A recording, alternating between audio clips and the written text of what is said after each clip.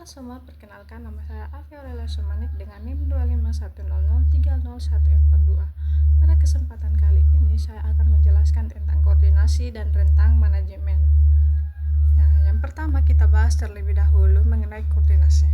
Koordinasi adalah usaha untuk mengintegrasikan atau menyatukan kegiatan-kegiatan dalam suatu organisasi agar tujuan dapat tercapai secara harmonis dan efektif.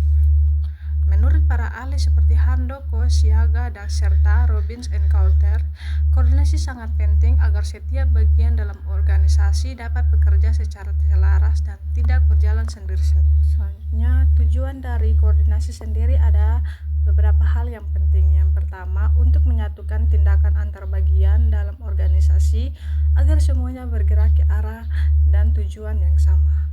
Kedua, untuk menghindarinya terjadinya tumpang tindih pekerjaan, sehingga setiap orang memiliki tanggung jawab yang jelas. Ketiga, untuk menjamin kelancaran arus informasi antar bagian dalam organisasi. Dan yang keempat, untuk mencapai tujuan organisasi secara efisien, yaitu dengan memanfaatkan sumber daya secara optimal tanpa pemborosan. Selanjutnya, terdapat beberapa prinsip koordinasi yang perlu diperhatikan. Yang pertama adalah kontak langsung. Artinya, komunikasi antar pihak-pihak yang terlibat harus dilakukan secara langsung agar tidak terjadi kesalahpahaman. Yang kedua, hubungan timbal balik, yaitu komunikasi harus berjalan dua arah antar atasan dan bawahan. Ketiga, kontinuitas, yang berarti koordinasi perlu sekali dilakukan secara terus-menerus, bukan hanya sesekali.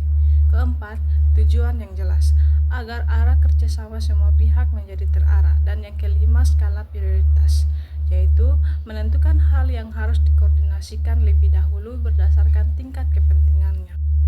Selanjutnya kita masuk ke pembahasan tentang rentang manajemen atau span of control.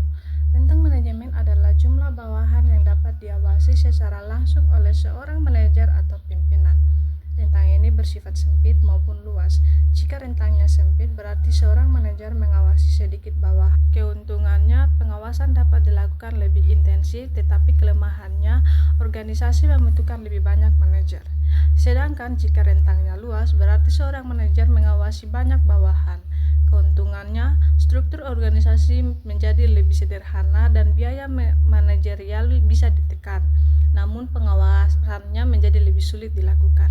Menurut para ahli seperti Handoko, Siaga, serta Robbins and Coulter, rentang manajemen dipengaruhi oleh beberapa faktor.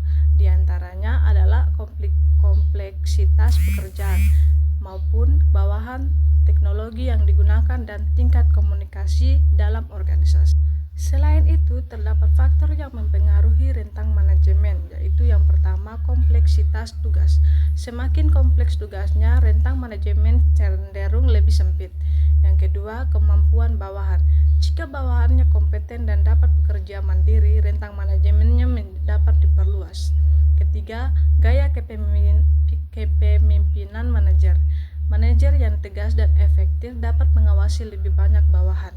Keempat, sistem komunikasi. Semakin banyak sistem komunikasinya, semakin luas rentang manajemennya. Yang kelima, stabilitas organisasi.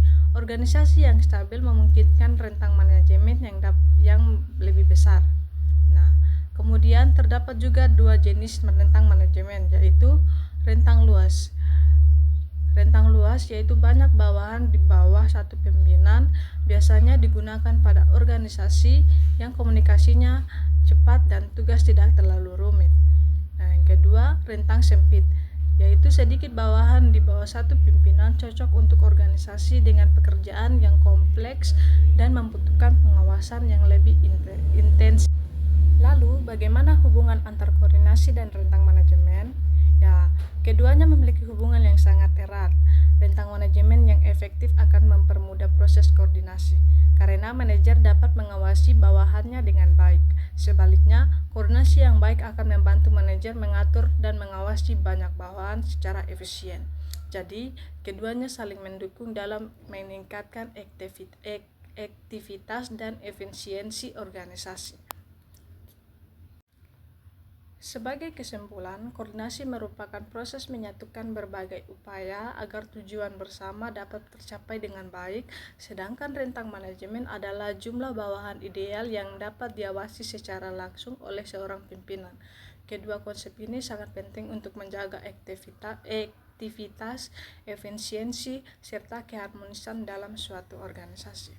Sekian dari saya, materi yang saya paparkan ini. Terima kasih.